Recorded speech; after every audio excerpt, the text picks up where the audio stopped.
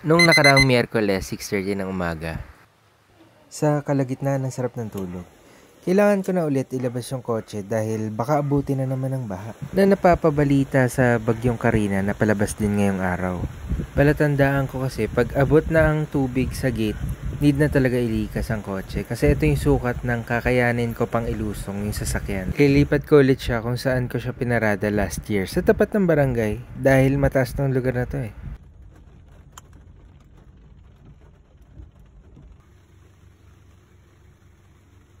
Nakarating na ako sa parking, kinonsider ko din na bigyan ng space yung mga naunang magparada.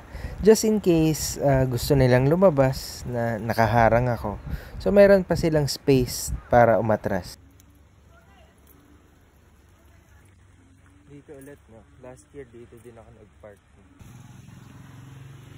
Kitang-kita nyo naman itong street ng Constantino. Walang kabahaba. Nag-outfit check mga ako dyan no. Ang relax ko pa naglalakad niyan kasi hindi naman ganun kalakas yung ulan eh. Tsaka hindi papasokin yung bahay namin yan. Pampalubag loob ba? Sa ulan kasi may level. Level 1, payong. Level 2, bota. Level 3, yung bota na hanggang dibdib. Dito na din ako naglakad sa gilid. Mas mataas siya pero merong part kasi dito na madulas. Unti-unti na din pati yung ibang mga kapitbahay. Dilikas na. Ewan ko lang kung saan sila paparada. Lumabas na yung mga ka-submarine ko eh. Nadaanan ko nga itong sukatan kung gaano kalalim ang baha. Yung zero, nakatungtong na. Hanep. Mga ganitong oras na appreciate ko pa yung kulay ng tubig. Tumagal-tagal kasi talagang kulay na eh. Sobrang bilis ng pagtaas, wala pa ang tanghali hanggang bewang na agad. Mga dati namin experience, 1-2 araw bago pasukin yung bahay. At hindi ganong kataas. Kaya sabi ko kakaiba tong bagyo na to. Hanggang sa kailangan na namin lumisan kasi may kuryente na kami nararamdaman. Pero hindi pala possible dahil sobrang lakas ng current. Makikita nyo dito sa video ni Vice Gov Alex Castro. Sobrang lakas ng tubig papasok ng Constantino. Hindi talaga kakayaning lakarin. Tapos ito yung parte ng Constantino. Naalala nyo ba to? Dito ako naglalakad kanina, yung walang tubig. Ito na siya ngayon. May mga tao na kailangan tumawid pero hindi na talaga kaya eh. Kahit may lupid parang hindi na talaga siya safe. Ang nakakapagtaka, bakit kung kailan bagyo, puno ang mga dam? Di ba kita yun sa forecasting? Kung ako yan, bago dumating ang bagyo, walang paglalagyan ng tubig. Pupunuin ko palang dapat ang dam. Kaya sa ganyan papakawalan nila yung dam sabay-sabay. Wala na kaming choice kundi humingi na ng tulong sa kapitbahay namin na may second floor. Laking pasasalamat namin at meron kami natuluyan kila Tatay Bok. Grabe, sobrang bait nila. Hindi sila nagdalawang isip, talagang pinatuloy nila kami. Pinapanood namin yung ibang kapitbahay namin na talagang lumalangoy na. Yung tubig patuloy pa rin umaangat. Dumating pa nga sa point na parang lagpas na siya ng bibig ko kung lulusungin ko.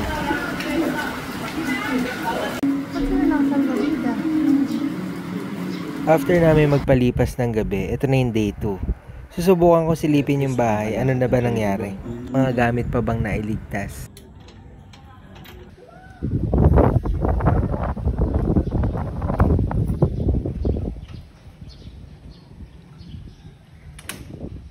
Pero halos wala nang natira sa mga gamit na naipundar, paunti-unti.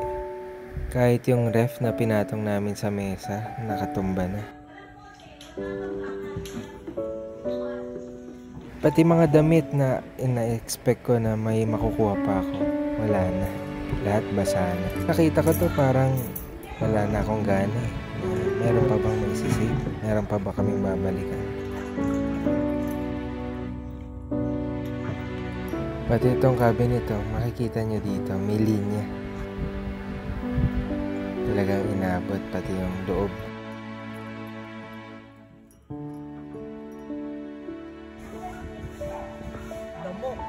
Laking pasasalamat pa din namin at ligtas kami at gamit lang ang 5. Buti na lang di napagod si mama na mag-alala at may bangkang naipadala para sumundo.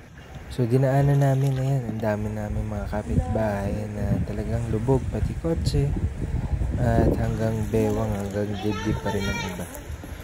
At least wala nang current ng mga panahon na to at talagang kaya na ng bangka.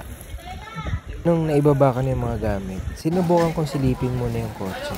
Nakita ko itong mga taong to na nagkakawang gawa, libreng lugaw, libreng sopas, tutulungan. Yan din siguro yung maganda sa Pinoy, no? May kawang gawa.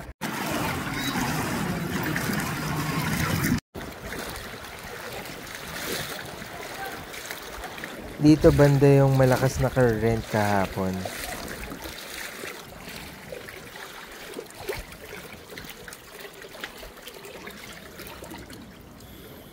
Lubog. Pukin. Sa inyo po pala yan? Nabot. Baka po hanggang dito siguro yan. Ha? Yun lang. Kaya ano po ba kayo? Kay Kuya Edgar? Oo. Yun. Ito inabot din. Dito yun. So baka hanggang dito rin yan. Inabot kaya ang yung computer. Ayan. Wala. Papabatak na lang. Baka meron talagang plano si Lord. Baka meron siya ibibigay sa amin na hindi maibigay dahil walang mapaglagyan. Hindi rin madadala kung namatay. Pag ganun din, mahalaga buhay. Talo man ngayon pero salamat pa din at safe. Pati ang iba, sana maging safe at maging maayos na din ang lahat. Mataas. Nasa likuran namin yung pader na bumuhula. Pero may second floor kayo? Oo, ano ate? Kaso ang bilis ng tubig nun. Ay, buti lang kamo sarado pinto. Buti. Kundi Ano po ba nangyari doon sa pader? Wala kasing bakal yun, walang walang poste. Walang suporta. Wala. Buti na lang nandyan si Mama. Thank you, Ma. I love you.